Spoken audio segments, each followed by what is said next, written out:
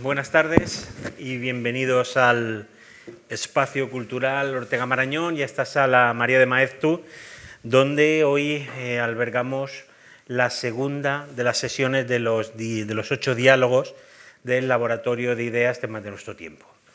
El Laboratorio de Ideas es un proyecto que hemos impulsado desde esta fundación con la Fundación Banco Sabadell para identificar cuáles son los temas de nuestro tiempo. Y en este caso, desde la Fundación lo que estamos trabajando es en un proyecto de innovación social que lo que trata fundamentalmente es de trabajar en el conocimiento, en la generación de ese conocimiento y sobre todo, a través de este concepto de las ideas, identificar cuáles son los temas de nuestro tiempo. Este año hemos empezado trabajando el concepto de inteligencia. Cuando hablamos de inteligencia no hablamos solamente de inteligencia artificial, que es sin duda alguna el gran tema y el gran momento ahora de la inteligencia artificial. Yo siempre digo que es un tema muy importante hasta que aparezca la computación cuántica y entonces hablaremos de computación cuántica y la inteligencia artificial nos parecerá pues el módem que teníamos en su momento que hacía ese ruido cuando lo enchufábamos. Es decir, esto va a pasar muy rápido porque este mundo va muy rápido. Pero cuando nosotros hablamos desde la Fundación de Inteligencia estamos hablando de inteligencia artificial, de inteligencia personal y de inteligencia colectiva. Nos interesa ese concepto de las inteligencias.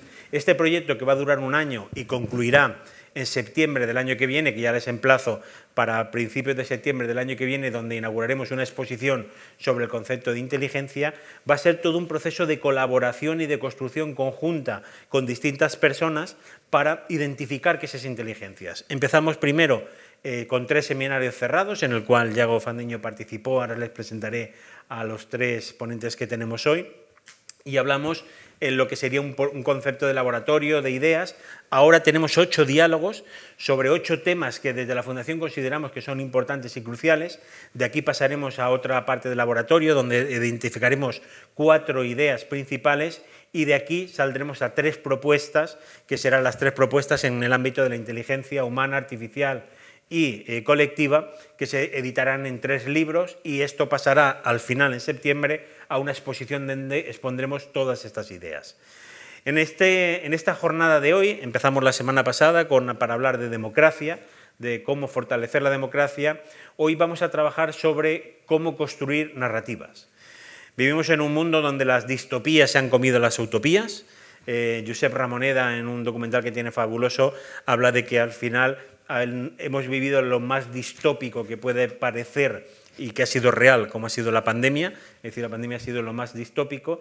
Al mismo tiempo Ian McEwan escribe un libro sobre el papel que tiene la cultura para generar esas nuevas narrativas y que cómo esas nuevas narrativas cambian y se generan nuevas ideas para construir el mundo. Si no somos capaces de generar nuevas utopías, y estamos en un momento donde las utopías parece que se están olvidando, Javier Gomá habla de la ilusión y en España dice que los ilusos se habla como aquel que no tiene, que tiene una ilusión sobre algo sin una certeza científica, cuando al contrario la ilusión significa sin duda alguna construir esas utopías y cómo construir esas nuevas narrativas que nos permitan avanzar. En la sesión de hoy lo que queríamos era contar con 3 personas que están haciendo esto ya desde sus trabajos. Remedios Zafra, podría decir que los 3 son impresentables, porque la verdad es que son impresentables porque son hartos conocidos y sobre todo personas de una experiencia brutal. Remedios Zafra ha escrito mucho sobre, bueno, es investigadora del CSIC, es profesora, ha escrito mucho, escribió un libro que hemos tenido la oportunidad también de incluirlo en el legado Revista Occidente, en la caja de las letras del Instituto Cervantes, en el cual ella ha estado allí, y luego trabaja mucho sobre el ámbito de las narrativas. Yago Fandiño es el director de Clan TV, ya con esto ya tendría que decir fin, ya está, con esto ya lo hemos dicho todo, y además también es una persona entusiasta y que sin duda alguna con él he tenido la oportunidad. Tienen mucho mérito, pero solo tienen un mérito que son amigos míos los 3, entonces con lo cual al final los 3 son amigos, entonces por lo tanto yo tengo el placer de poder haber conversado con ellos sobre estos distintos temas, ¿no? Pero Yago ha trabajado mucho, sobre todo desde la televisión y ahora desde la dirección de Clan TV, sobre todo en cómo generamos esas narrativas también desde el ámbito de la animación. Y Pablo Blázquez es el director de la revista ETHIC, que por cierto, cortesía de Pablo, tienen al final unas revistas gratuitas para que puedan llevarse para conocer el trabajo que se hace de la revista ETHIC, que es sin duda alguna uno de los grandes referentes, para mí es mi gran referente, y sobre todo que ha tenido la capacidad de generar un nuevo diálogo a través de la prensa, a través de la revista. La revista es un papel importantísimo. Es decir, nosotros tenemos una revista, que es Revista Occidente, que editamos desde hace 100 años y que ahora está cumpliendo precisamente este centenario. Con nosotros decimos nuestro primer centenario, porque esperamos cumplir muchos más centenarios. Y claro, es importantísimo la labor que se hace desde una revista, en este caso de ETHIC, sobre todo en la parte de la ética, la sostenibilidad y la generación de conocimientos, también la tecnología. Yo creo que es uno de los ejemplos muy prácticos de lo que significa generar narrativas y una manera distinta de construir esta realidad y construir estas utopías. Y sin duda alguna afrontar estas distopías. La sesión de hoy, que va a tener una duración aproximadamente de 75 minutos, les cuento cómo funcionará. Ahora, durante 10 minutos cada uno se hará una pequeña exposición y luego en la segunda parte yo les haré una serie de preguntas conforme a lo que ellos han ido contando, ligando a esos 3 conceptos de inteligencia. Nosotros hablamos de la inteligencia artificial en este laboratorio no como una amenaza, sino como una realidad, y que esa realidad tendremos que gestionarla para lo bien y para lo mal, es decir, Remedios, hace poco la escuchaba en un documental en Un país para leer, y hablando de las inteligencias y hablando de esa inteligencia, la inteligencia personal que nos lleva a pensar cómo nosotros, y el empoderamiento de que como ciudadanos, para afrontar los retos, y no solamente para afrontar los retos, sino para decidir hacia dónde tenemos que ir. Nosotros en nuestro proyecto cultural trabajamos con un triskel que es comprender el pasado, interpretar el presente, que es lo que hacemos hoy, e imaginar el futuro, que es también lo que estamos haciendo. Y sin duda alguna la inteligencia colectiva. El MIT definió la inteligencia colectiva como lo más complicado, es decir, porque es muy difícil confluir en ideas, pero es muy complicado llevarlas a la práctica. Llevarlas a la práctica significa que como nosotros, en este espacio finito, físico, trabajamos en una serie de ideas, que esto se va a multiplicar también al mundo virtual, en esto aparece la inteligencia artificial, pero además también cómo esto va a seguir alimentando todo ese... Eduardo Madina decía en la sesión anterior que la democracia, y esta democracia liberal, no deja de ser un ejercicio de inteligencia colectiva que construimos día a día, ¿no? Pues ese concepto de inteligencia colectiva también creo que es importante que trabajemos, y luego daremos un pequeño turno de palabras para que ustedes puedan hacer cualquier pregunta. Sin nada más, Remedios, mil gracias por venir a esta casa, mil gracias por volver a acompañarnos en una actividad con la Fundación, y te escuchamos. Muchísimas gracias, Federico, y muchas gracias a las personas que nos acompañáis esta tarde, y creo también a las que nos siguen por internet o a las que nos seguirán. Es bonito hablar del futuro porque nos permite mandar un saludo al futuro. Ojalá que el futuro... es verdad que en estos días es difícil imaginar en un futuro mejor, pero no tenemos que dejar de hacerlo. Imaginar es una forma de contribuir a su construcción e imaginar, y quiero comenzar con esta reflexión. Imaginar también para la filosofía tiene un papel esencial cuando hablamos de narrativas.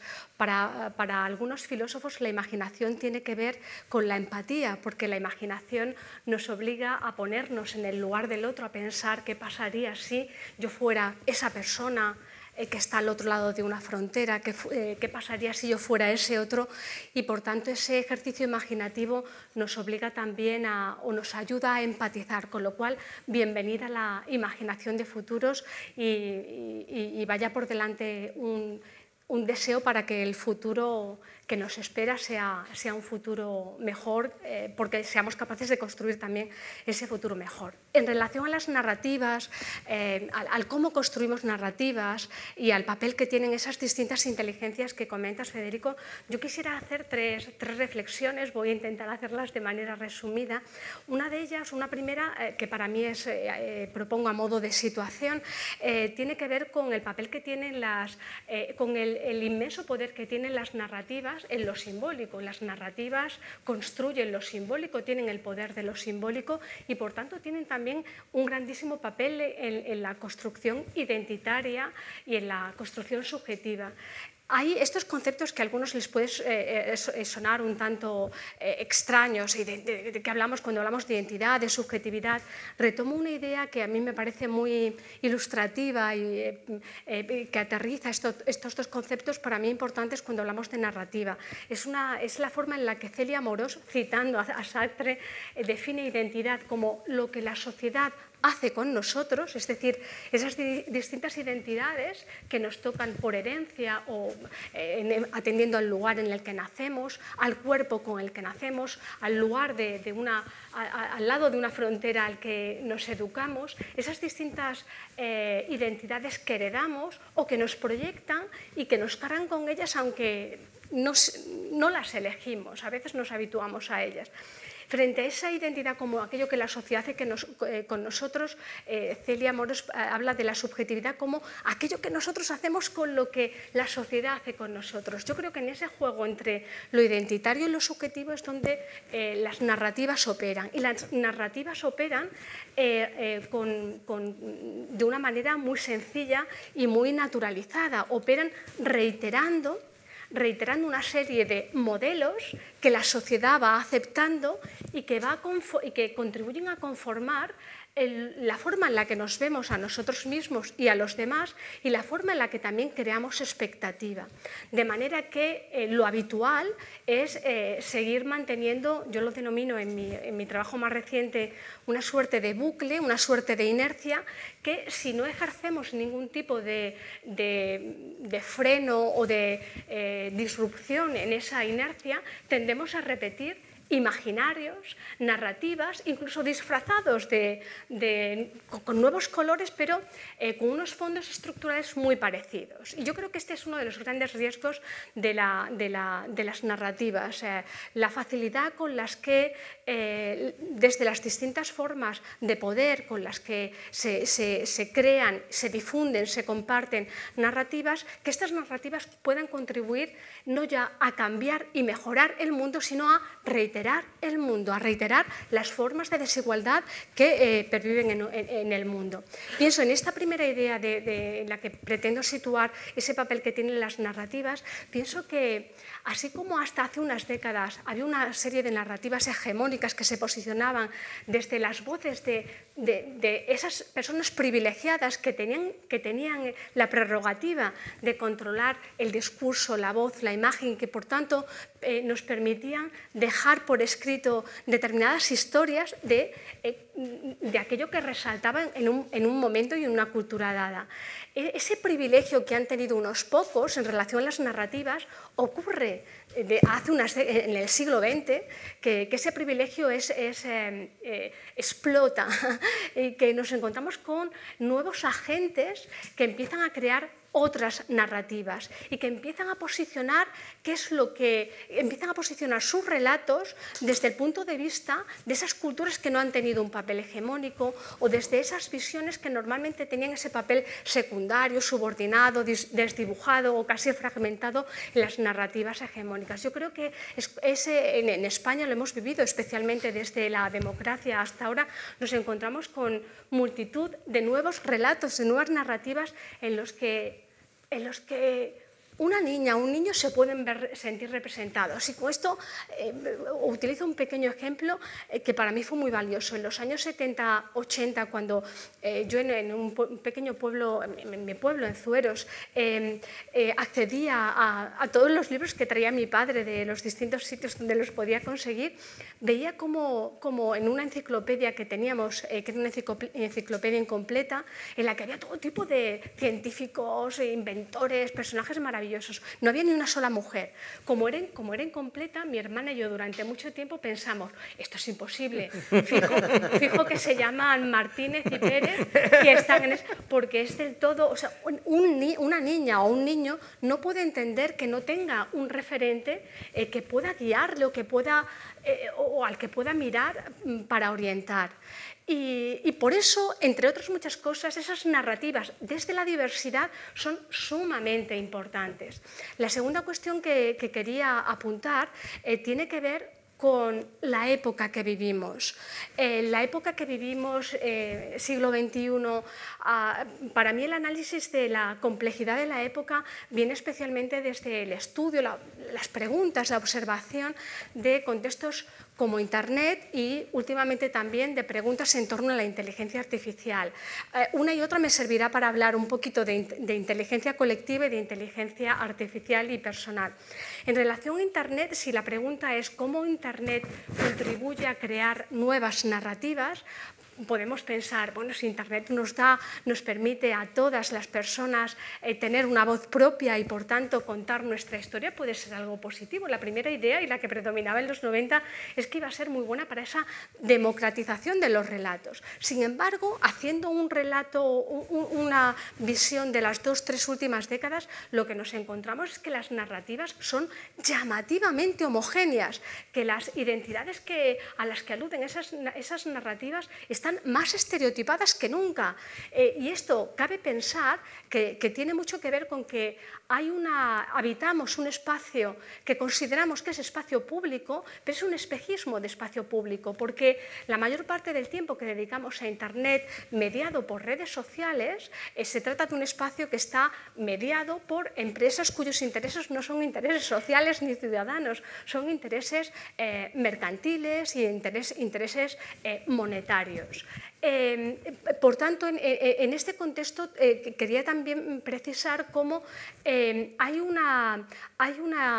algo que llama la atención en cómo estas distintas industrias que han normalizado habitar un contexto como Internet han normalizado también exponer o publicar la historia íntima, la historia privada de cada una de las personas que nos conectamos. Pero ahí quisiera diferenciar entre cuando esa publicación de lo íntimo viene desde una fuerza externa, es decir, cuando son esas industrias las que nos incentivan a compartir datos y, por tanto, nos incentivan a continuar con esas lógicas que perpetúan determinado imaginario, a mi modo de ver, opresivo o que se reitera respecto a esas formas predominantes. Hay que diferenciarlas de cuando la fuerza no viene de fuera, no es la máquina, la red social que te pregunta qué has hecho, cómo estás, comparte esto y nos convierte a todos en personas que están entregados que están convertidos en narrativa porque están convertidos en producto. Frente a eso quisiera poner en valor una narrativa colectiva que nos habla de una cierta utopía que me parece esencial, y es como cuando la fuerza viene de las personas, podemos encontrarnos con narrativas como las que hemos visto, por ejemplo, con el Me Too, Ni Una Menos, o con todos estos movimientos que yo consideraría de inteligencia colectiva, en los que hemos visto como una intimidad que ha sido opresiva y que ha sido culturalmente educada de esto no se habla, de la violencia no se cuenta, no se hace narrativa, o si se hace narrativa se hace de otra manera, no desde la voz, desde la primera persona. Por tanto, en el momento en el que esa intimidad opresiva dice a mí me ha pasado esto, y hay cerca alguien, una amiga, una hermana o una persona, un igual, que se ve identificada, nos encontramos cómo esa intimidad se hace pública, se hace colectiva y se hace política y se hace transformadora.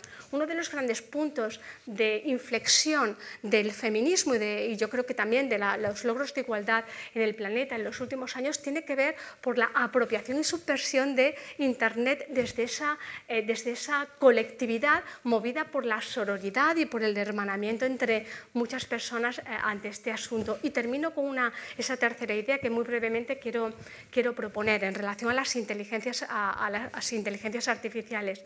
Yo considero que las inteligencias artificiales son valiosísimas para esas narrativas por venir y nos van a ayudar y nos pueden ayudar de muchas maneras, pero ojo, en el momento en el que esas inteligencias artificiales no están reguladas y en el momento en el que la mayoría de esas inteligencias artificiales obedecen, como está pasando ahora, a las fuerzas del capital, es decir, son las empresas, los oligopolios tecnológicos los que promueven ese desarrollo en inteligencia artificial,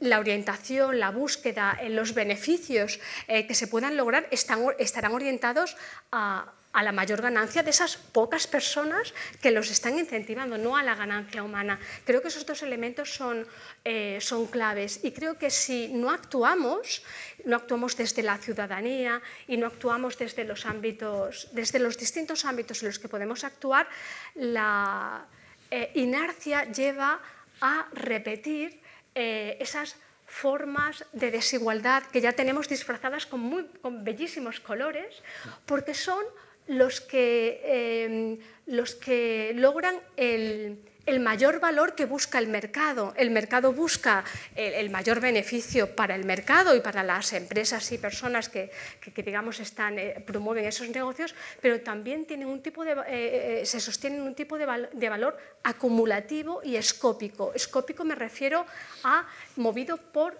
las audiencias, por lo más visto. Cuanto más visto, mejor.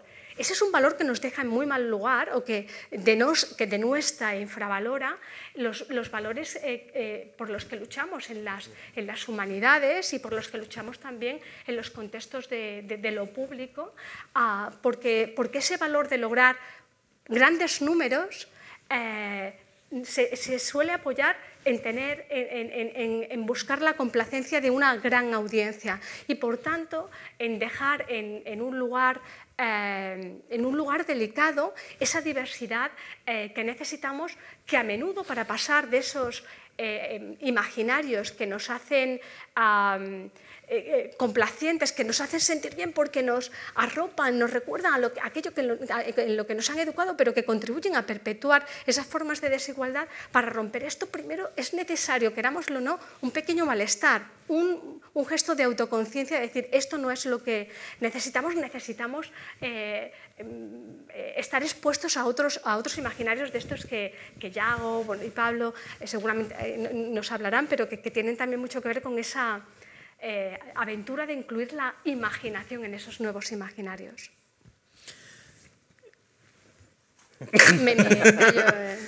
Yo, Yago y Pablo, estáis jodidos, perdonadme. Claro, es que, yo, después de la reflexión de Remedio...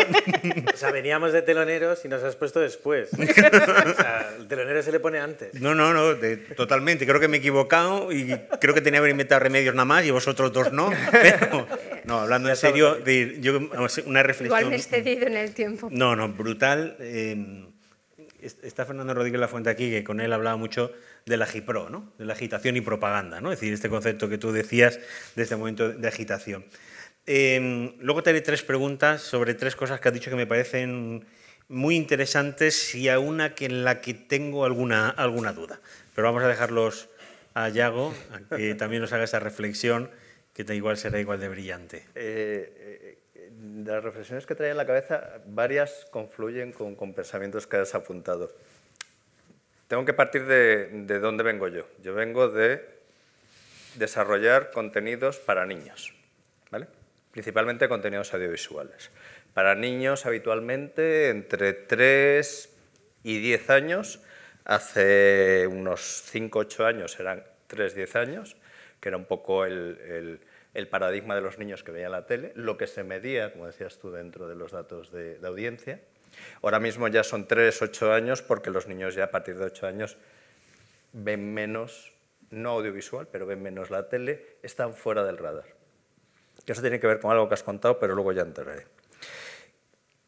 ¿Qué me ha enseñado a trabajar y generar contenidos narrativos para estas audiencias? Que son audiencias que se renuevan muy rápido. Son audiencias que tienen ciclos de 2 años, que cambian tremendamente, con lo cual cualquier impacto de la tecnología, cualquier impacto de los medios en la narrativa, donde primero impacta es en un niño, porque es el que más rápido la adopta y que más rápido cambia. Con lo cual, dijéramos que estamos viendo en lo que ven y no ven los niños y lo que funciona o no funciona a los niños, lo que le va a pasar a la sociedad dentro de 5, 6, 8 años. Y vemos ciertas cosas que para mí algunas son preocupantes, ¿vale? Y es lo que os quería traer un poquito para que reflexionemos sobre ellas. Lo primero es el salto generacional. Hemos vivido todos oyendo hablar desde jóvenes de saltos generacionales, frente a nuestros padres, frente a nuestros abuelos, algunos más acusados, otros menos acusados. Realmente ahora estamos viviendo un salto generacional probablemente de los más tremendamente disruptivos. Pero hasta el punto que los niños y las niñas de hoy en día viven en unas realidades en las que nosotros no entramos. Y nos va a ser tremendamente difíciles de entrar. ¿Por qué? Porque frente a la sociedad donde nosotros nos criamos, donde se crió mi madre, donde se crió mi abuela, donde había unos medios, podemos estar hablando de la televisión, podíamos hablar de la radio, podíamos hablar de la prensa, había unos medios comunes, había unos mass media y había unos grandes mensajes que nos llegaban a todos. Pensando, voy a volver a la anécdota, el caso personal. Yo cuando era niño, cuando era más joven, había obviamente elementos de la cultura popular que eran propios de mi generación. Los cromos en el recreo, las series de dibujos animados que yo podía ver en la tele, los tebeos de Mortadelo y Filemón, y eso era algo que a la generación de mis padres llegaba muy poquito. Algo, llegaba muy poquito. Pero, y esto es lo más importante, lo que era relevante para mis padres a mí llegaba. A mí me llegaba su música, a mí me llegaban sus historias, a mí me llegaban sus libros, los leyera o no los leyera, me llegaban sus películas. ¿Qué está pasando hoy en día? Que ni tú ves lo que los niños están viendo, ni los niños tienen la menor referencia de lo que tú ves. Un concepto que cuando alguien empieza a producir contenidos para niños, empieza a trabajar un formato audiovisual para niños, sobre todo cuando es un magazine, es algo de entretenimiento, dice, no, voy a hacer un programa de cocina. Fenomenal. Y además, para que los niños lo vean, voy a llevar famosos. Dices, vale. ¿Y quién es famoso para un niño? Porque os puedo asegurar que no es ninguno de los que os imagináis. Podemos decir, ¿un futbolista? Vale, más o menos un futbolista, tal. ¿Un jugador de videojuegos?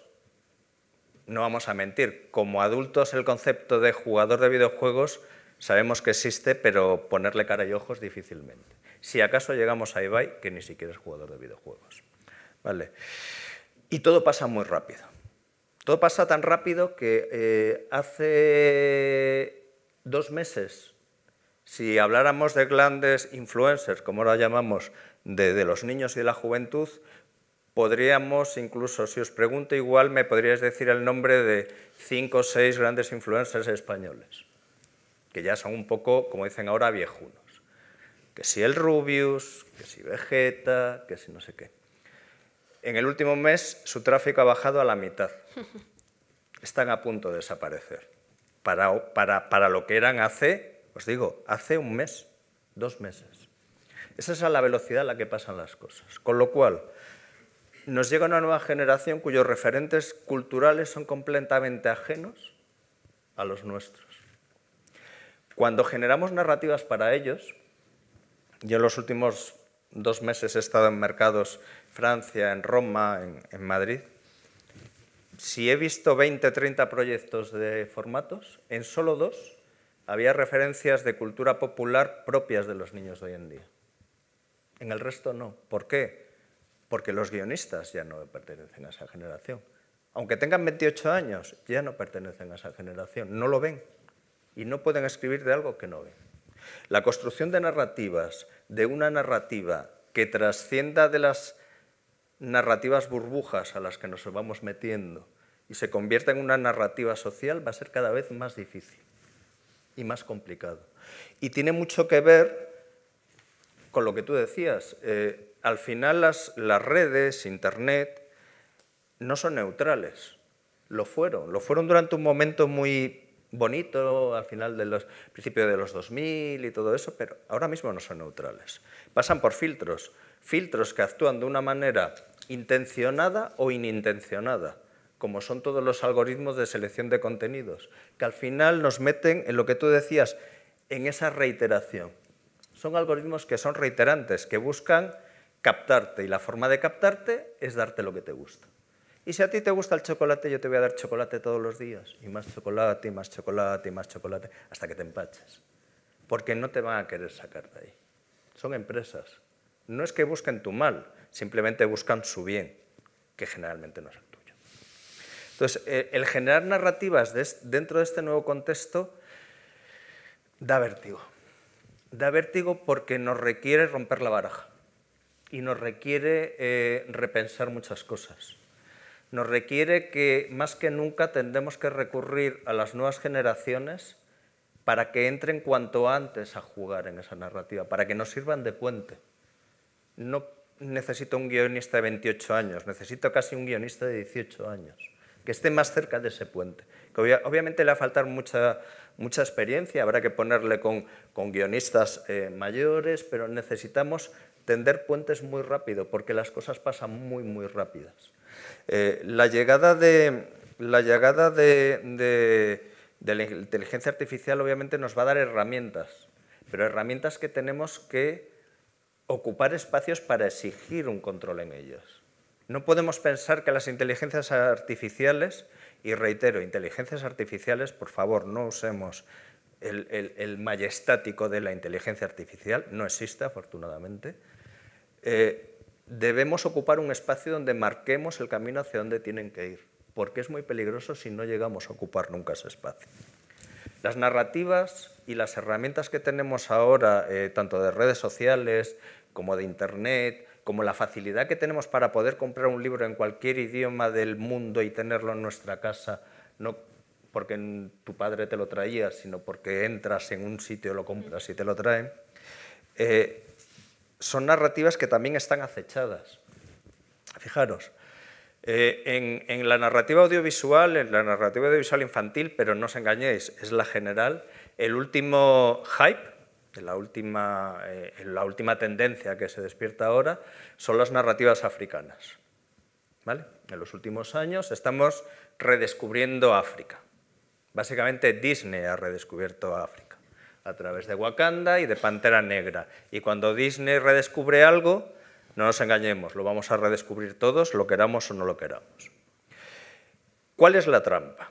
La semana pasada en Roma, en un panel había 4 productores africanos contando su experiencia de un proyecto que ha hecho Disney, muy bonito, de decir, voy a poner un dinero bastante importante, voy a cogerme 4 productoras africanas de toda África y les voy a pagar para que hagan un corto con calidad Pixar.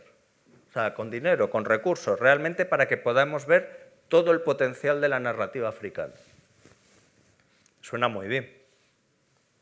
Los proyectos son muy bonitos. La calidad de los proyectos es tremenda.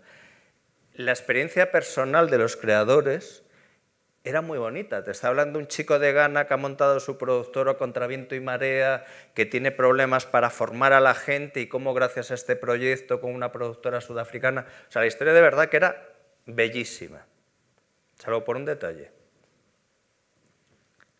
Todos los derechos de todo lo que han creado es de Disney. Las narrativas, las imágenes, los universos y los contextos. No es gratuito. No es gratuito. Ya lo intento hacer con México, con toda la imaginería del Día de Muertos, en su día. Incluso quiso registrar el concepto de Día de Muertos, pero evidentemente no pudo porque ahí México es mucho México, ¿vale? Pero esa realidad existe, o sea, las narrativas están acechadas y hay mucha gente que sabe el valor que tiene económico esas narrativas y las intenta acaparar. Vivimos en ese espejismo de espacio público que no es público, vivimos en espacios privados donde nos marcan una norma, donde hay un señor que decide que un pezón es pecado y te lo vende como que la pornografía es mala. Y dices, vale, pero el pezón también es el de la maja desnuda y está mal. Y el desnudo también es el del David de Miguel Ángel y está mal. ¿Por qué? Porque un señor lo ha decidido. Que un niño aparezca disparando una pistola, una escopeta, una ametralladora, eso no pasa nada. Que salga el pezón de la maja desnuda sí es peligroso. ¿Vale? Entonces, estos son elementos con los que tenemos que exigir reinventar cada día y que ocupar posiciones. No nos podemos quedar parados, porque además los mejores de muchas sociedades están trabajando en esas empresas. Gente muy, muy capaz, muy inteligente y bien intencionada, no es gente malvada, ¿vale? Y están poniendo ahí todo su conocimiento. Y ponen ese conocimiento que al final nos lleva a que elementos que a priori han sido una ganancia de la sociedad y de los creadores de narrativas, como en los derechos de autor, se convierten en un arma de control. Y a través de esa capitalización de los derechos de autor consiguen controlar la creatividad. ¿Qué están haciendo las grandes discográficas ahora? Comprando los archivos de los creadores. Van a Bruce Springsteen y le dicen, oiga usted, que ya tiene una edad, ya, ¿para qué se va a complicar la vida? Le voy a dar un dinero que ni sus hijos, ni sus nietos, ni sus bisnietos, ni sus tataranietos van a tener que pensar en nada. ¿Y para qué van a estar cobrando los derechos de autor? Yo le pongo el dinero. Y esa obra ya no es de Bruce Springsteen, ni es de muchos creadores que la están cediendo. Es de corporaciones que nos van a marcar por dónde va a ir el camino. Para mí es un elemento muy importante. Tenemos que ocupar espacios, desconfiar mucho de los mensajes que nos llegan, porque son intencionados, y partir de ahí. Y con los niños, que es mi campo de acción, intentar ser muy explícito y contárselo todo. No solo lo que creemos que necesitan, sino lo que creemos que saben, porque en muchos casos no lo saben. Nadie se lo ha contado. Hemos dado por de supuesto que era una ganancia que habíamos hecho en generaciones anteriores y esa ganancia se está perdiendo, se nos está escurriendo por los costados, igual que el machismo imperante en muchos jóvenes y en muchos niños, igual que la oleada que nos está llegando ahora otra vez con la adicción a los opiáceos, que creíamos que era algo que se había muerto en los 80, en los 90. No sé ustedes, yo soy coruñés y este verano en Coruña he vuelto a ver yonkis por las calles, que era una imagen que yo no veía desde los 80, principios de los 90. Todo tiene que ver con la educación. Las narrativas son elementos de reivindicación y de lucha. Y tenemos que luchar por ellas y tomar control de ellas, porque si no, no nos la van a controlar. Ya que pedías a Hitpro, pues a las barricadas. Pablo. Bueno, pues muchísimas gracias, Federico, por invitarme a tu casa y por dejarme ser telonero de Remedios y de Yago, aunque me hayas puesto en último lugar. Y muchas gracias a los asistentes por acompañarnos en esta tarde de lunes. Yo voy a hablar como un poquito como umbral de mi libro para poner en contexto y luego dejo un par de ideas encima de la mesa por si queremos profundizar y abundar en ellas.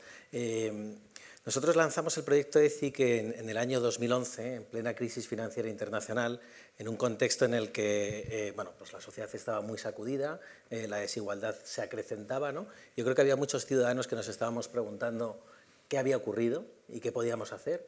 Y nosotros, que éramos un grupo de periodistas y de profesionales de la comunicación, dijimos, bueno, de forma un poco natural, podemos hacer lo que sabemos, ¿no? Que es periodismo, podemos informar, ¿no? Y llegamos a un espacio, a una idea, que era un proyecto editorial, ETHIC, desde el cual íbamos a analizar las grandes transformaciones, ¿no? Y los grandes retos de nuestra época, cuestiones pues, como la transición energética, la revolución digital, la igualdad, la innovación educativa, la salud, los populismos, la defensa de la democracia liberal, que requiere también de mucha autocrítica, y decidimos hacerlo a través de una mirada humanista. Nosotros somos periodistas, somos diletantes en filosofía, pero siempre hemos estado muy arropados por buenos filósofos. Remedios, has pasado por las páginas de ETHIC, tenemos en el consejo pues, a De la Cortina, a Victoria Camps, a Sabater, a José Antonio Marina, y otra de las apuestas, junto con esa mirada humanista, la pluralidad, ¿no? Que esto me parece esencial en las narrativas polarizantes que vivimos, ¿no? Una auténtica apuesta por la pluralidad, por recoger siempre distintas sensibilidades. Y en estos 12 años de aventura editorial, pues bueno, importante también cuando hablamos de narrativa hablar de los formatos, ¿no? Nosotros hace 11 años, 12 años, era ya más que evidente que la batalla la había ganado el periodismo digital, que ahí es donde iba a ser nuestro ring de batalla diario. Y sin embargo, tuvimos también la corazonada de que lanzar una edición papel podía ser interesante y podía complementar, podía ser un canal complementario, ¿no? para esos entornos digitales que hay que trabajar mucho, que las redes sociales ahí son una herramienta también muy eficaz para generar tráfico, para generar conservación, para captar ideas. Y la edición en papel, que mucha gente nos decía, estáis locos, en plena crisis, están cerrando cabeceras, ¿qué hacéis vosotros lanzando una edición papel? Por un lado, nos permitía, si me dejáis ponerme pedante y citar a McLuhan, aunque ya nadie cita a McLuhan, ¿no? Esto es verdad. Es de modé. Esa frase célebre, ¿no? Al menos para nuestra generación, de sí. medio es el mensaje. Pues con la edición papel de ETHIC, el mensaje es: vamos a pararnos, vamos a detenernos, vamos a reflexionar, ¿no? Vivimos hiperacelerados, bueno, lo habéis mencionado los dos, lo hablábamos en el previo, ¿no? Y al final, pues bueno, es una edición trimestral que complementa muy bien, y un tercer canal que son la organización de debates y de jornadas, pues como esto que estáis haciendo vosotros hoy aquí, Federico, en la Fundación Ortega Marañón, de sentarte con ciudadanos, de coger el pulso a la ciudadanía, ¿no? Esto yo creo que es muy importante, ¿no? Y bueno, después de este resumen, ¿no? de lo que hacemos en ETHIC y de ese momento de hablar de mi libro, como decía Umbral, si os parece dejo un par de ideas sobre la mesa que desde nuestra experiencia creo que son interesantes porque influyen en las narrativas contemporáneas. El contexto en el que surge ETHIC es un contexto de fragmentación de los medios, ¿no? Se produce esa democratización, ¿no? De la creación, no solo de la creación, también de la difusión y de la distribución de contenidos. Las grandes cabeceras pierden influencia, siguen manteniendo cierta hegemonía, evidentemente, pero aparecen otros operadores. Esto conecta muy bien con la teoría de los micropoderes de Moisés Naim, ¿no? Cómo hoy es más fácil acceder al poder, pero también es más fácil perderlo, y se crea un flujo de comunicación más horizontal, ¿no? El ciudadano entra en la conversación. Y si me permitís ser un poco malo, también estamos en un momento, el otro día lo hablábamos en la barra de un bar, que todos opinamos de todo, ¿no? Esto es un privilegio, ¿no? Porque lo negativo es no poder opinar de nada, ¿no? Pero hay incluso una canción de un grupo español que a mí me gusta mucho, Los Punsetes, que dice que no pase un día sin que des tu opinión de mierda. Perdonad por la grosería, ¿no? Pero bueno, esta horizontalidad evidentemente tiene su máxima representación en las redes sociales, ¿no? Las redes sociales, yo creo que todos tenemos con ellas una relación ambivalente. Nosotros desde la revista ETHIC pues, la utilizamos y es una herramienta, lo comentaba antes, muy eficaz para generar tráfico, para influir, para captar tendencias, incluso para captar talento y gente que podemos incluir en nuestro ecosistema de colaboradores. Pero luego tiene esa cara B, tiene esa cara, si queréis, si me dejáis ponerme un poco tremendista, más oscura, ¿no? Que crea entornos que favorecen dos de los elementos que yo creo que cortocircuitan más el debate público. Por un lado, la polarización que comentaba antes. Aquí las redes actúan un poco como una plaza del pueblo medieval en la que los linchamientos públicos están permitidos, ¿no? Hay veces que se hace justicia y hay veces que con el argumento de hacer justicia se cometen injusticias, ¿no? En un entorno también de cierta inflación moral, ¿no? Luego tenemos también ese exhibicionismo vital. Esto no tiene que ver con la polarización, pero esos 5 minutos de gloria de los que hablaba Warhol se han convertido como en un metraje interminable, ¿no? Es como una búsqueda infatigable, ¿no? del like, ¿no? Y esto casi incluso Yago como padre, ¿no? Es algo que dices, qué necesidad, ¿no? tenemos, ¿no? de convertir nuestra vida en un diario, ¿no? Lo que ya sabemos, estamos dándoles contenidos a las plataformas, ¿no? Y de ellos alimentan, ¿no? y con ello hacen sus negocios. Y la otra idea, la desinformación, ¿no? Cómo las redes sociales, digamos que impulsan la desinformación y las fake news, que tampoco es algo nuevo, siempre han existido. Sí. Lo que ocurre con el desarrollo tecnológico es que se multiplica la capacidad de propagarlas, pero tienen un telón de fondo que es la posverdad, ¿no? Post-truth, creo que fue la palabra elegida hace 5 o 6 años por el diccionario de Oxford, y es, recordemos, la predisposición del individuo a aceptar la mentira. Es decir, no nos interesa tanto la verdad como confirmar o ratificar nuestra identidad ideológica o nuestra narrativa moral. Y bueno, estas son un poco las ideas que quería dejar flotando sobre la mesa para continuar con el debate. Pues muchísimas gracias a los tres. No sé, estoy pensando en convocar una nueva reunión y seguir hablando otra hora más, porque da como para una hora. Pero sí que tres pinceladas sobre algunas de las cosas que habéis dicho, de las que nos interesa mucho en el laboratorio, y ahora permitidme que me ponga como coordinador del laboratorio intentando explotaros o exprimiros, y algunas contradicciones o cuestiones que me generan un poco de duda, que Remedios y Yago habéis hablado de lo mismo, y lo dejo como reflexión, y a partir de aquí, más que lanzar una pregunta, si os parece, seguimos con ya intervenciones más cortitas para ver si luego el público puede también opinar. Fijaros, una de las cosas que ha dicho Yago y Pablo es el tema de los rituales. Es decir, Yago hablaba de ese ritual que eran los cromos, el cogerlo, el comprarlo, o la lentitud, la pausa que decía, ¿no? Claro, fijaros, Byung-Chul Han lo dice en el libro, hay un libro que escribe sobre rituales, de cómo hemos perdido esos rituales, y esos rituales nos llevan a de pronto que se pierda todo, ¿no? Es decir, ya porque ya como no hay un pozo, es decir, eso que ya hemos entendido que la cultura es el acervo de nuestras formas, maneras, se pierde porque todo va muy rápido, todo va y no hay pozo, sino que vamos perdiendo esos rituales. Yo el año pasado me regalaron para mi cumpleaños un tocadiscos, porque quería un tocadiscos, y mi hija cuando puso el disco dice: papá, es que esto se acaba, esto no es como el Spotify, y tienes que levantarte, volverlo a coger, volverlo a poner, volverlo a hacerlo. Este año me he comprado me han regalado una máquina de escribir a mano, que es un coñazo. Ayer hice una carta y me tardé una media hora, pero es el ritual de decir: oye, tengo que escribir y cuidado con lo que escribes porque tienes que escribir más lento, porque ya no puedes borrar, y bueno, todas estas cosas. Entonces hemos perdido también esa parte del ritual que nos hace también entender la vida de una manera distinta. Por lo tanto, la vida va mucho más rápida, los mensajes, las narrativas, es el del aquí y ahora. Fíjate, Pablo lo decía, lo del tema de la imagen como comunicación. Con Yago lo hemos hablado en alguna comida. Es decir, antes hacíamos fotos para recordar, hoy hacemos fotos para comunicar, ¿no? Entonces se convierte también en una manera de comunicación que vuelve otra vez a lo que decía Remedios de los estereotipos y de cómo estereotipos vamos, o por ejemplo con el Instagram y con el rollo que hay del tema de los filtros. Dos cuestiones para lanzar dos preguntas un poco más capciosas. Los dos habéis hablado de la inteligencia colectiva como reacción ante una situación.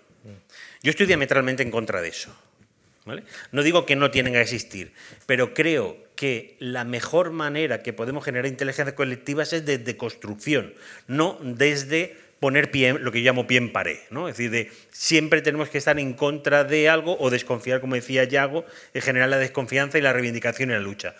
Es verdad, yo creo que tenemos que trabajar en sociedades reactivas, sin duda alguna, y críticas, pero no hablamos tanto de las narrativas, o creo que no construimos esas narrativas desde la construcción, que es lo que sería ir contra las distopías o construir utopías, ¿no? Y ahí los dos, y Remedios al final lo decías también, lo de incentivar el malestar y la agitación, es decir, cómo generar esa agitación, y sobre todo la inteligencia colectiva como denuncia.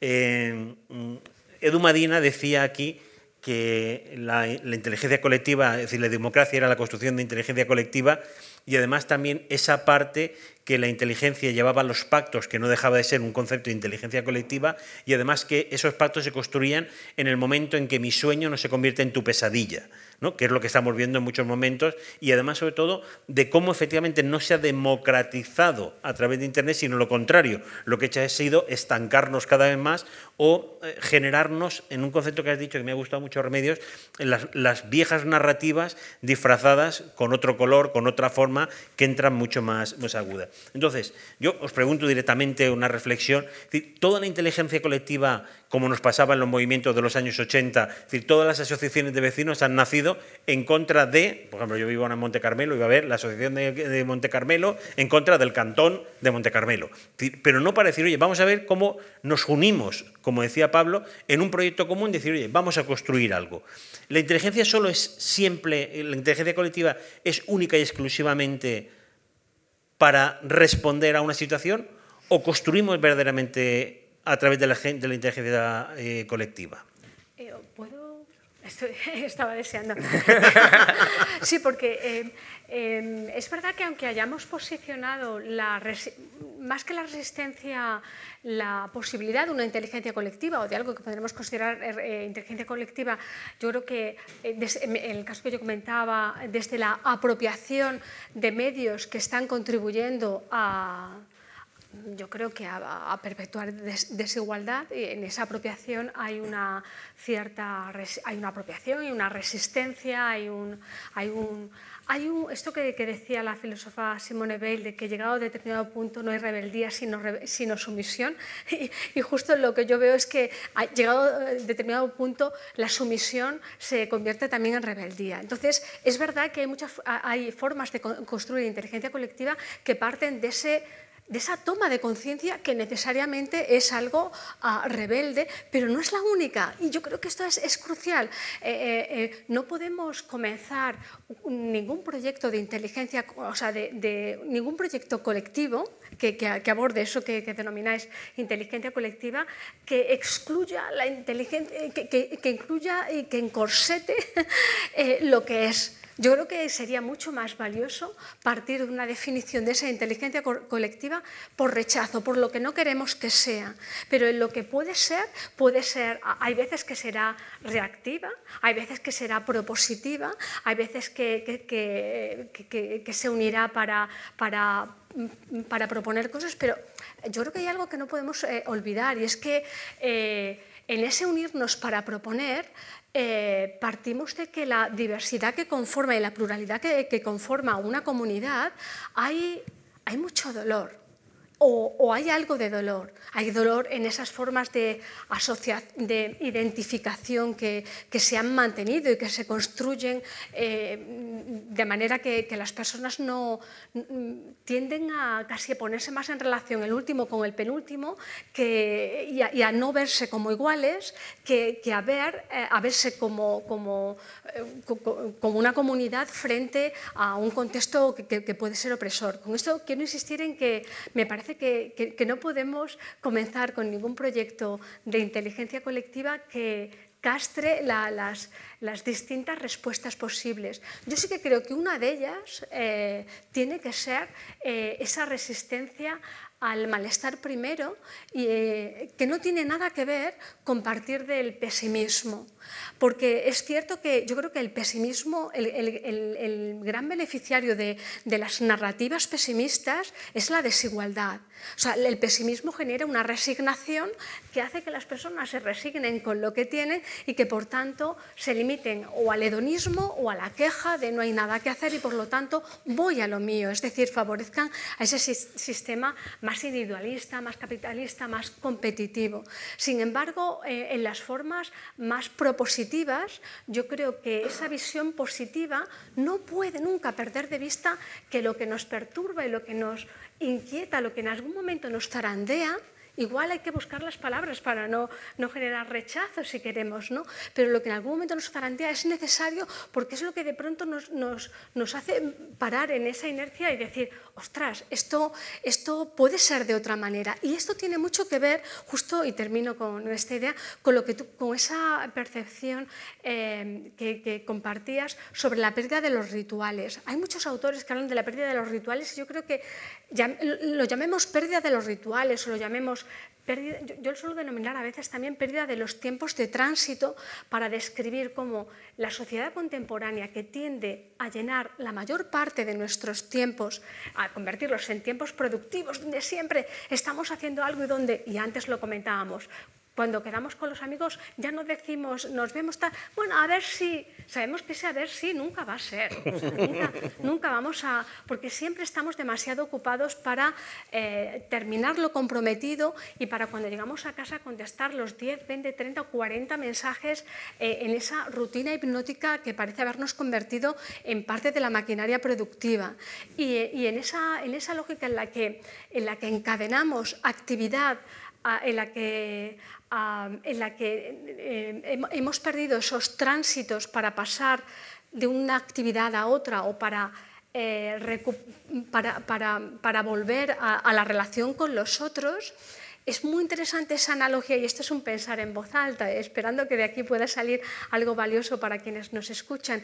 Es muy interesante esa analogía con los rituales, porque curiosamente los rituales siempre nos hablan de la transición de un estado a otro, en el que se pasa por una fase que en la antropología denominamos fase de liminaridad, donde es muy bonita esa idea de liminaridad, porque en esa liminaridad todos somos iguales. Los que tienen privilegios los pierden y los que no tienen nada lo ganan. Digamos que es un contexto de desjerarquización y de igualdad. Esa pérdida de ese tránsito es también similar a la manera en que quienes hemos estudiado, cuando estudiamos sobre inteligencia y sobre creatividad, vemos que las formas más creativas y más imaginativas para hacer proyectos, para enfrentarnos a proyectos nuevos, no son esas formas lógicas en las que tienes un problema, estableces una solución de una manera directa, sino aquellas en las que haces un desvío, es decir, das un giro, creas un paréntesis, un intervalo para jugar, para holgazanear, como decía Virginia Woolf, para perder el tiempo de esa manera en la que después salen multitud de nuevas ideas, de analogías. Esa incapacidad que tenemos hoy en día para recuperar esos tiempos de juego, de ir despacio, y aquí reitero y enfatizo una palabra esencial que Pablo comentaba y que Yago también ha comentado, que tiene que ver con esa necesidad de bajar los ritmos, de ir despacio, de frenar, de acercarnos a estos movimientos que algunos ya comienzan a denominar decrecentistas y que reivindican que mejor hacer menos y mejor a hacer tanto que no vale nada, o hacer tanto que es una reiteración de lo mismo, ¿no? Es un caer en un hacer precario, cargados de impostura. Y una última idea que quería comentar, por si después no tengo tiempo para en las palabras que nos vas a dar, es que comentaba Yago que ante esa aceleración que hace casi imposible gestionar narrativas para los niños, porque la celeridad, que yo creo que es una de esas categorías precarias que se ha asentado en nuestra cultura de la mano de la tecnología en gran medida, yo pienso que no podemos ceder a que esa lógica sea la que domine, sino que tenemos que crear esas lógicas de la lentitud en el sentido de no acelerar, o sea, no adelantar los años, 16, 15 años, sino probar otra suerte de narrativas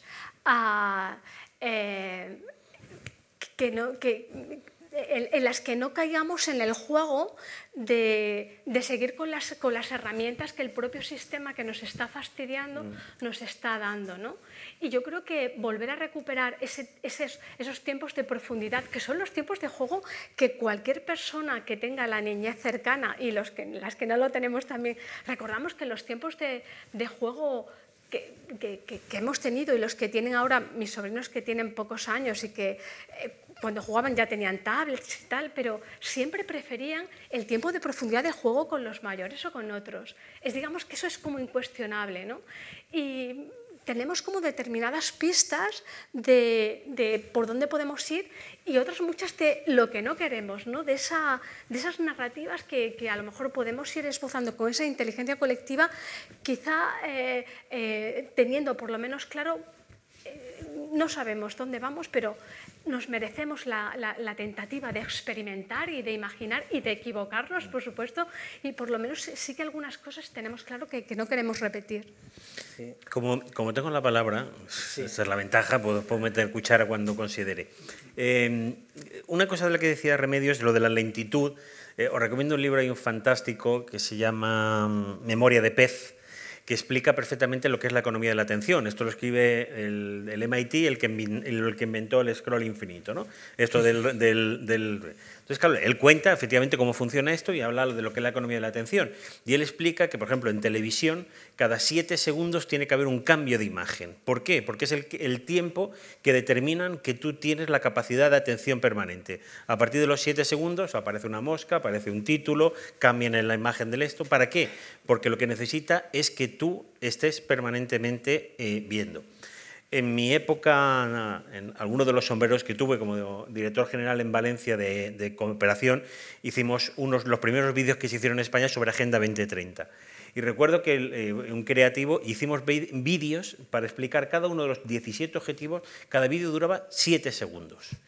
Era muy gracioso porque cuando llegamos a los de comunicación y tenían que poner lo de Generalitat Valenciana, el de Generalitat Valenciana duraba 30 segundos y 7 segundos era lo que era el vídeo. Y decía, mira, no podemos exponer de esto 30 segundos y decir, no, es que la normativa y tal, ¿no? Entonces, claro, en 7 segundos tenías que explicar, porque era vídeos, pero también para niños muy pequeños, que era la única manera de que podían entender, además lo hicieron muy bien, porque era en la comparativa del 2015 con el 2030, en 7 segundos con una rueda, pero claro, era el concepto de decir, no, el tema de la atención frente a la lentitud.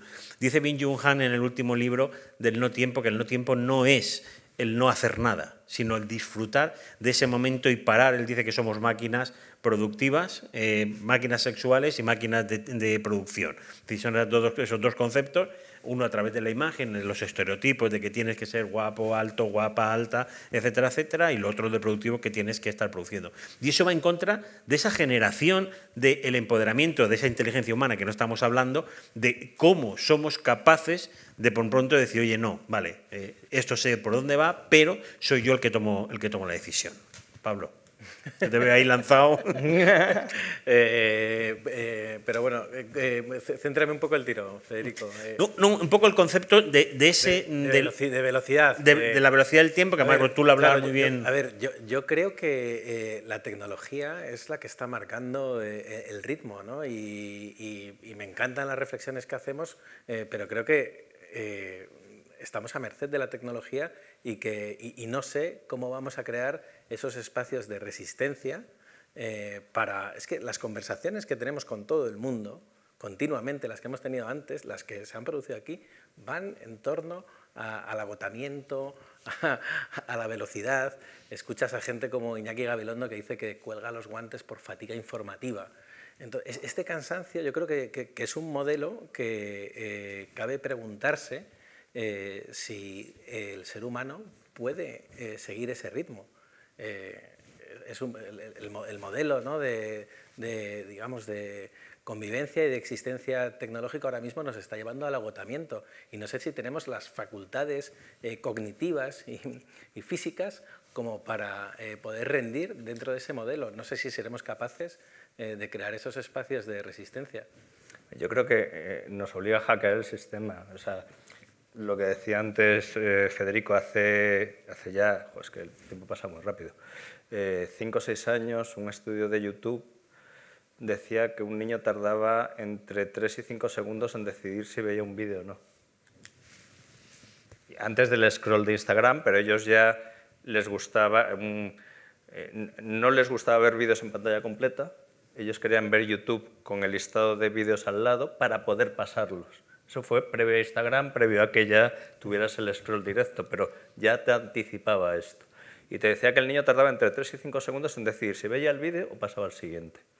Claro, eso lo tienes que tener en cuenta. Para poder ofrecerles algo distinto, al mismo tiempo tienes que hackear el sistema, porque si no el sistema no te va a dar la oportunidad de que el niño pruebe.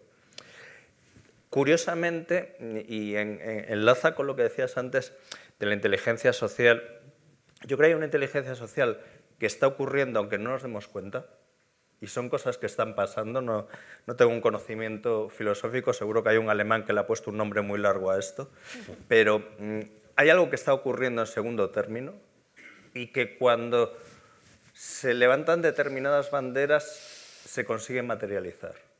No sé si contra algo, a veces a favor de algo, de repente, y eso en redes sociales y en Internet lo hemos visto, como algo que aparentemente no existía, aficionados a hacer fundas de sillas de punto de cruz con banderas del mundo.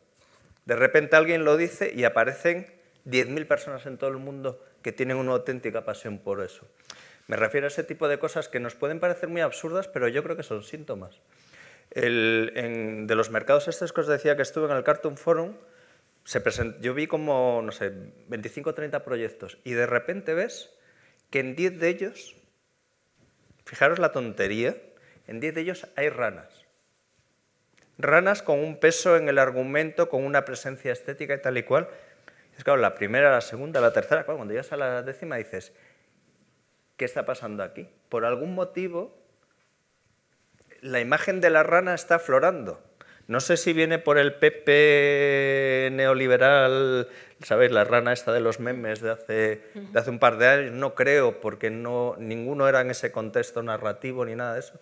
Pero por algún motivo pasa, y eso pasa recurrentemente.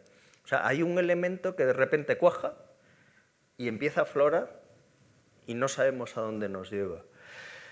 Yo creo que esa reacción contra la velocidad ya está empezando a ocurrir, de manera muy particular. Fijaros que el último fracaso del que ya no nos acordamos fue las redes que querían ser más rápidas todavía que Instagram. Entonces, ¿cuáles fueron? Pregunta a mis hijas, que son las más jóvenes de la sala, me pueden ayudar. ¿Cuál fue la red social esta que tenías que publicar algo inmediatamente cuando te llegaba un aviso? BeReal. BeReal ya no es que tuvieras que estar con el scroll todo el rato, es que te decía, deja lo que estés haciendo y publica ahora mismo. Y realmente no ha llegado aún a cuajar de una manera global. O sea, ya es como que si estiras mucho el chicle, lo que tú dices, hay un momento en que ya no podemos ir más para allá, en que tiene que haber algún tipo de efecto de retroalimentación, de parar, de decir, vale, ya no dijeron más, necesito otros espacios, necesito otros ritmos, necesito dejar el móvil, ya no puedo estar con el móvil todo el rato. Se me acaba de ir de la cabeza algo que decías antes de los hábitos. Tú decías, lo que decía antes del cambio generacional. Tú quedas con tus amigos. Ahora nosotros 4 salimos de aquí y decimos, vamos a ir a comer mañana. Lo hablamos, como mucho nos mandamos un mensaje mañana y vamos a comer. Es lo normal, ¿no? Para generaciones más jóvenes es igual de normal que en el último momento uno de nosotros 4 no aparezca. No por mala fe, simplemente porque le salga un plan mejor. Algo que nosotros veríamos como, ¿qué ha pasado aquí? O sea, ¿por qué Federico en el último minuto nos deja colgados? Oye, ¿tendrá una urgencia? ¿Será algo grave? No sé, ¿le caemos mal? Nos generaría ese discurso. En ellos no. Tienen otra forma de establecer ese tipo de paradigmas, que no digo que sea malo ni sea malo, pero que es un síntoma, uno más, de cómo hay cosas que se están transformando en los hábitos y que no, esto que estamos diciendo, es algo que es, si lo piensas fríamente, es bastante disruptivo. Porque de toda la vida, cuando tú te comprometes con tu grupo a hacer algo, te has comprometido con tu grupo a hacer algo. Sea ir al monte a coger mulime, como hacían en Galicia cuando iban a coger el helecho y los tojos para hacer las camas de las vacas, y allá que iban todos a cortarlo, porque es algo social que te has comprometido a hacer. Pero ahora mismo no es que se lleven mal, simplemente que asumen que el impulso de lo inmediato tiene más peso que la otra costumbre social. Es como un scroll social. Oye, me ha salido algo que me interesa más, me voy.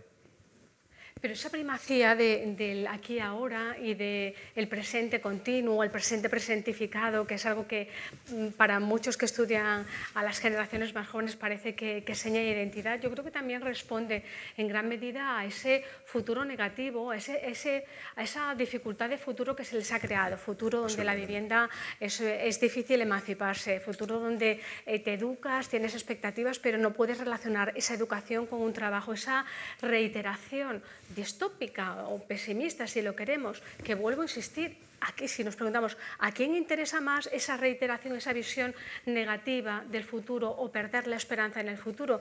Interesa a quienes no quieren que las cosas cambien, o sea, a quienes quieren que las personas se sigan centrando en el aquí y ahora, porque el centrarse en el futuro implica necesariamente colectividad, o sea, centrarse en el futuro implica necesariamente inteligencia colectiva. O sea, cuando yo pienso, por ejemplo, en el futuro y pienso que el futuro me genera esperanza, pienso, por ejemplo, en que un grupo de investigadores van a dar con determinados avances que van a permitir que determinadas enfermedades sean vivibles o se puedan curar, pero eso no es logro de una persona, son logros colectivos, igual que terminen determinadas guerras, no es el logro de una persona, son logros colectivos, con lo cual es algo que a mí me parece atroz que podamos perder esa esperanza en el futuro y que podamos resignarnos a la vida en el aquí y ahora, que en gran medida es la que se promueve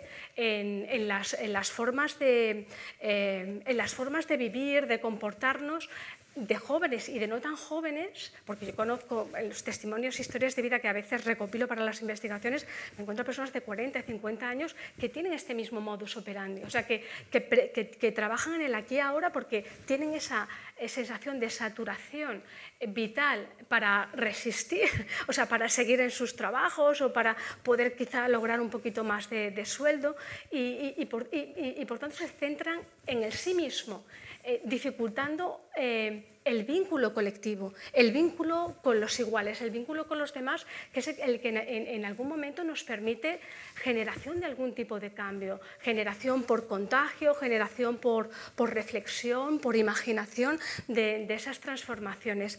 Y yo creo que te quería comentar en relación a lo que comentabas, Iago, con los programas, con las narrativas que nos planteamos,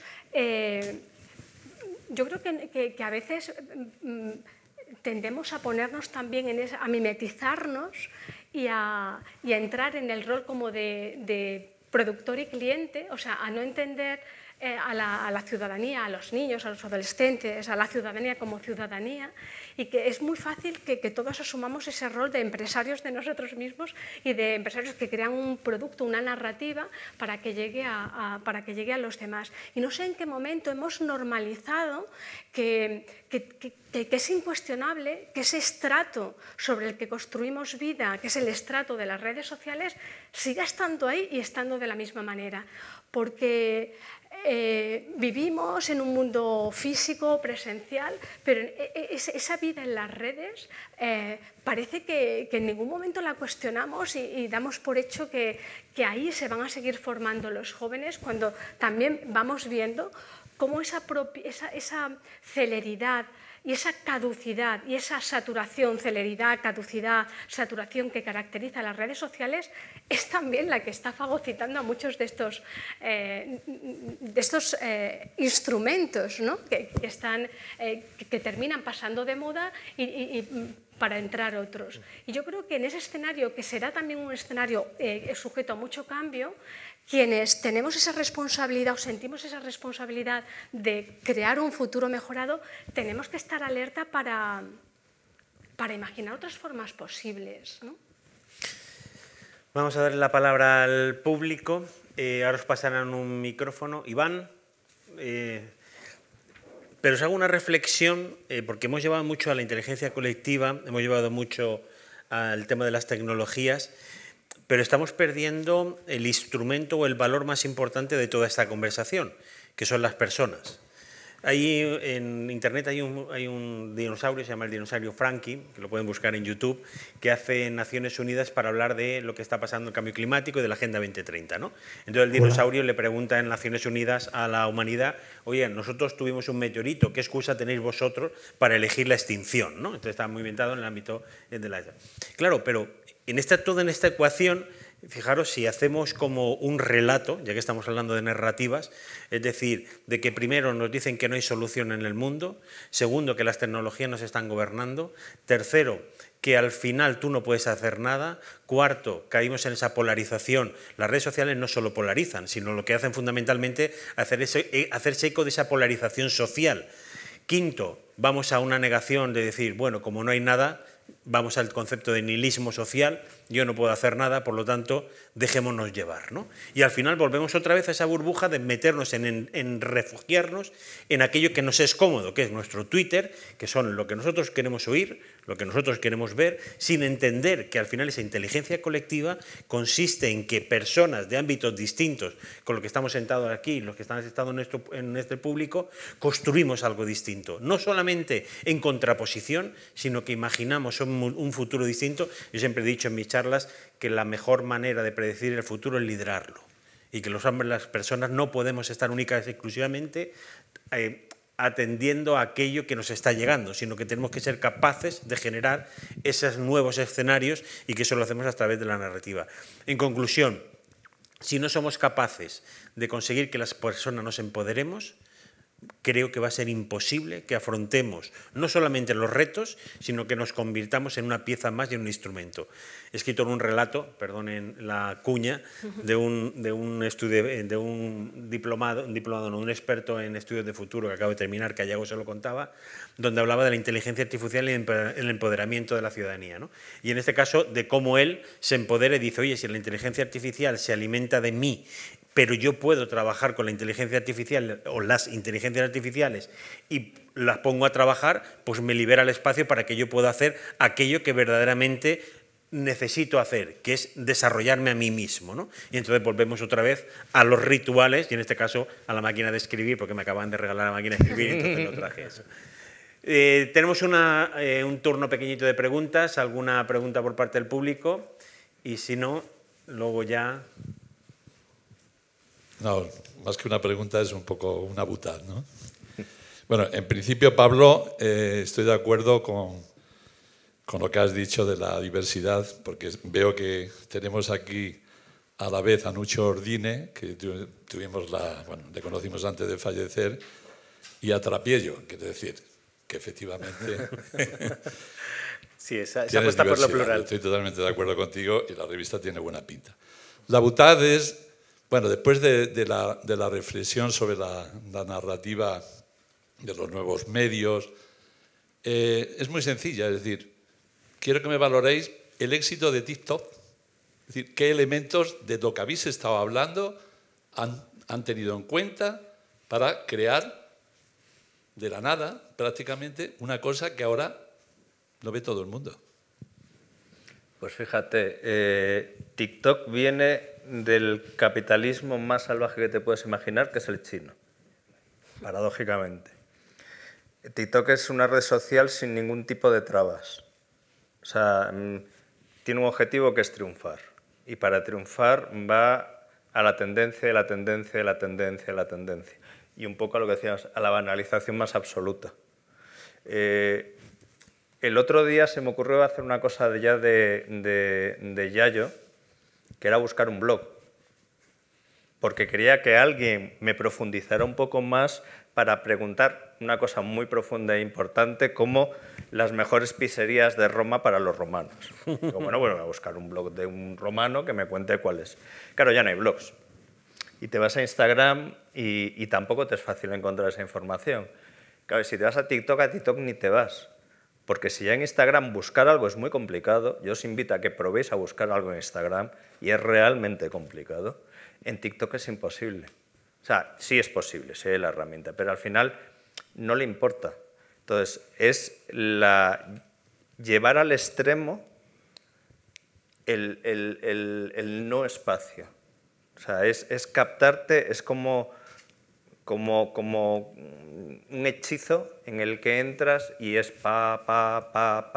Para la generación joven que les hemos acostumbrado, y es culpa nuestra, a una sobreestimulación continuada, es la mayor droga que les puedes meter encima. A nosotros, a mí personalmente, y me he esforzado, Twitch creo que más o menos he conseguido entrar en él, que sería otra discusión para otro día, que es precisamente todo lo contrario, es volver casi a la televisión y a la radio antigua. Y en cambio TikTok es la inmediatez de mensajes de 15 segundos, uno y otro y otro y otro y otro y otro. Y eso no te da tiempo a pensar, no te da tiempo a desconectar.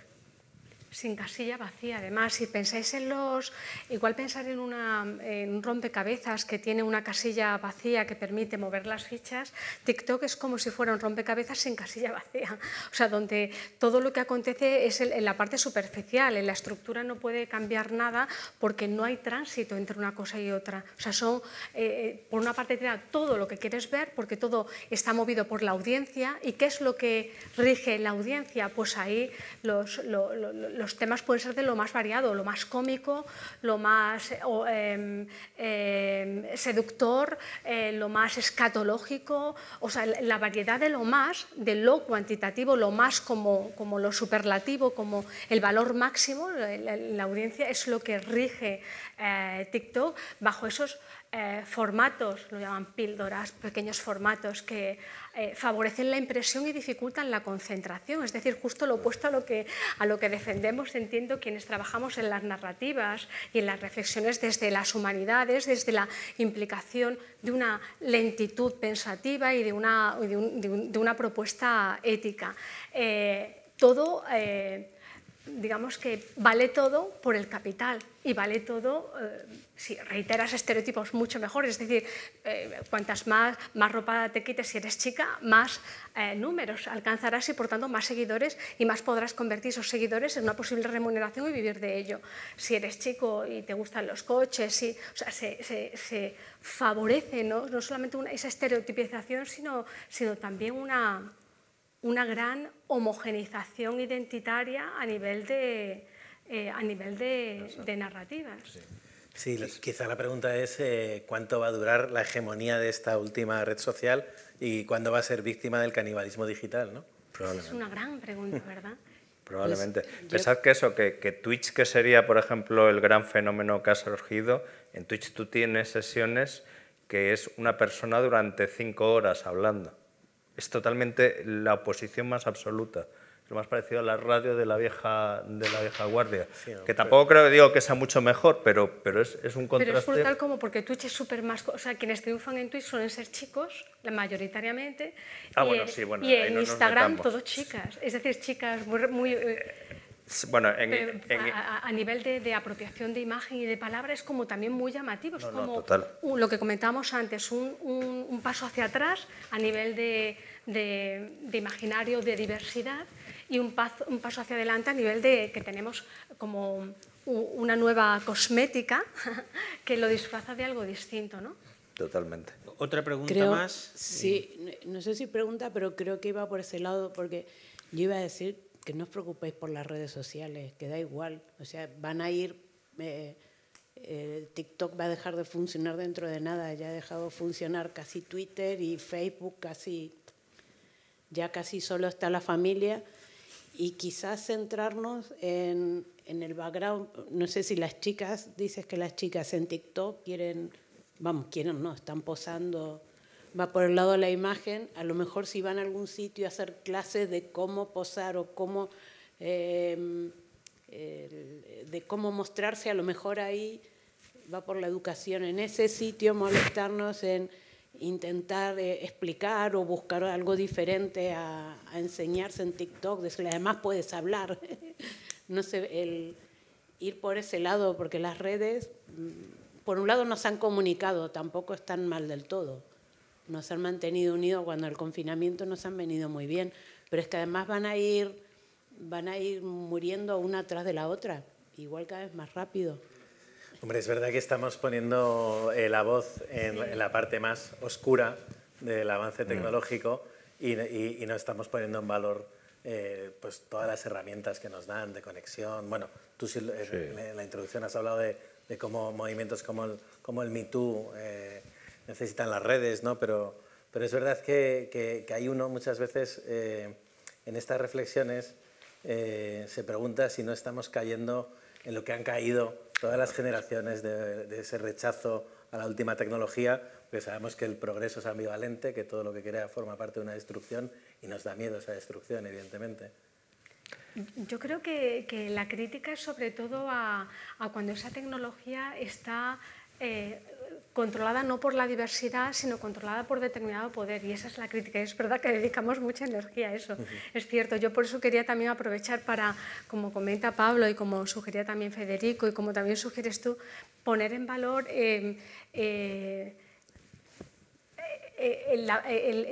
énfasis de esta charla en las narrativas es el énfasis en la persona creativa, imaginativa, capaz de crear historias parecidas, que tienen eso simbólico que nos permite unirnos con lo que hemos vivido, pero con esos nuevos componentes que nos permiten imaginar otras formas de ver y de afrontar esa complejidad que tenemos. Y yo os quería compartir un ejemplo que a mí me parece que es también ilustrativo, de cómo la cultura y de cómo las narrativas nos pueden cambiar. Antes hacía referencia a esa saturación que muchos sentimos derivada de esas vidas trabajo con la tecnología, pero compartía con personas con las que me voy encontrando en mi investigación, compartía hace poco que justamente lo que para nosotras y nosotros ha sido un freno, un desvío de ese bucle invisible, ha sido siempre una narrativa. En mi caso concreto es la poesía, o sea, cuando el mundo se hace insostenible, la poesía, alguien que me quiere cerca, me lee un poema y de pronto recupero el sentido, es como ese recuperar las cosas con sentido. Hay otras personas, hablaba con otras personas de cómo ir al teatro y descubrir obras que no conocía, tener la oportunidad de compartirlos con amigos, con amigas, vincularse a veces a clubes de lectura, porque lo bueno de las narrativas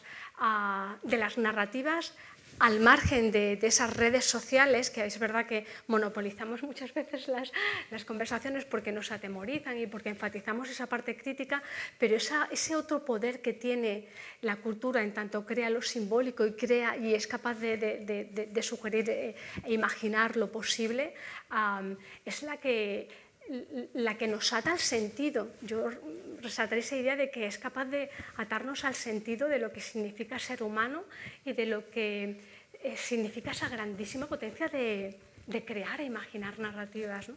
Yo creo que por un lado, o sea, es simplemente no podemos renunciar a luchar si vemos algo que es peligroso, y ahí tenemos que luchar de muchas maneras. A veces es poniendo contenidos. Muchas televisiones públicas se niegan a poner contenidos para niños en redes sociales porque en teoría no tienen que estar los niños, y es verdad. Pero por lo menos si pones contenidos de calidad, das una opción de que el niño se los pueda encontrar, el que no debería estar ahí. Y por otro lado es verdad que sí que hay una creatividad muy poderosa. Fijaros toda la generación de jóvenes escritoras de fantasía que hay ahora mismo, que es tremenda, y toda esa generación no ha nacido de las grandes editoriales, no han sido las grandes editoriales las que han dicho vamos a editar a chicas jóvenes que escriben fantasía, no, han sido las lectoras en comunidades de lectores, en comunidades de escritores, los que les han empujado. Entonces sí que evidentemente la herramienta es capaz de ayudarnos a reciclarnos, pero nuestra función aquí también es intentar ser un poco guardianes o alertas de decir, vale, es una herramienta potente, pero señores, no nos confiemos con el mensaje que nos llega, porque tiene una cara B. Perdón, que si no... La última pregunta. Vale, es más un comentario. Es un tema que me apasiona mucho y que soy estudiante de doctorado del instituto acá, de Economía y Gobierno, y pienso que hoy en día el tema global que se está discutiendo es la guerra de la tecnología versus el humanismo. Y yo tengo un argumento que lo vengo sustentando de hace tiempo sobre eso, de que las acciones que carecen de argumento no serán sostenibles en el tiempo. Entonces, cuando vemos lo que hacen las redes sociales, que es crear una dopamina en el cerebro de las personas, la gente por visibilidad, al final lo que tiene es mucha visibilidad versus los resultados. Entonces, los resultados que carecen de fundamento en la vida real no son efectivos. Y ahí entra un poco la parte que hablaba la señora Remedios sobre la lentitud. Y la lentitud viene en el concepto de la reflexión. Y la reflexión viene el pensamiento crítico. Y cuando empezamos a educarnos de que debemos devolver al pensamiento crítico, pues entonces tenemos mejores resultados.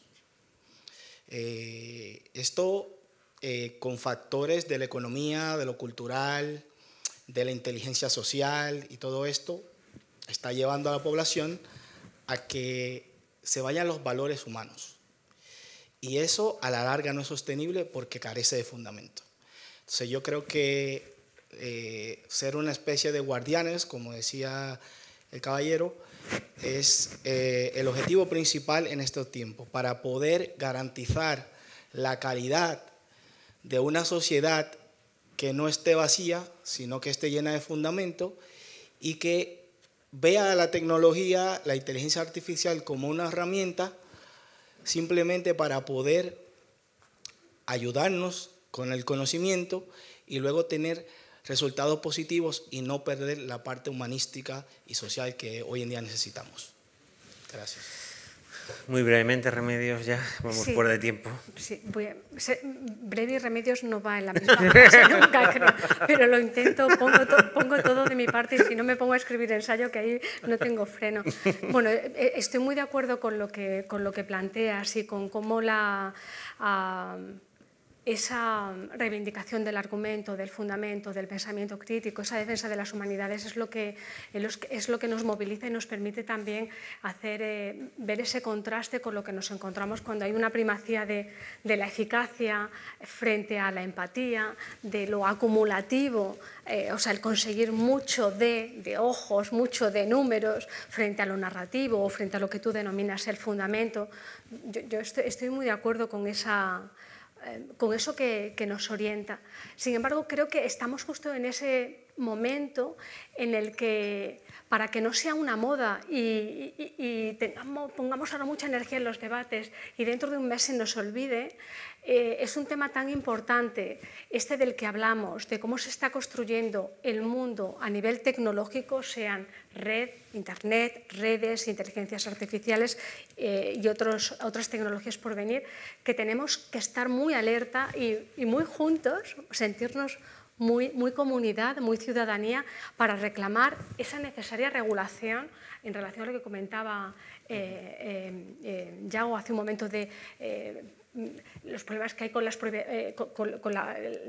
ya con la pérdida de trabajo, sino con las propiedades intelectuales, no ya solamente de las obras, de las voces, de los rostros.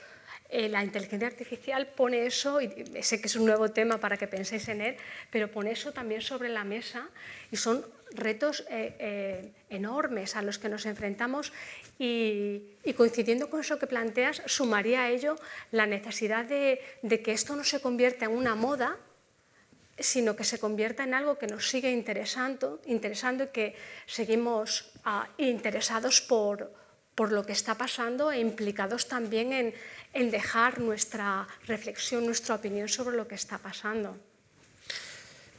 Bueno. Lo ha dejado claro, citando otro autor para enriquecer los autores que hemos mencionado, eso lo plantea Bauman, con el concepto de la modernidad líquida. Gracias.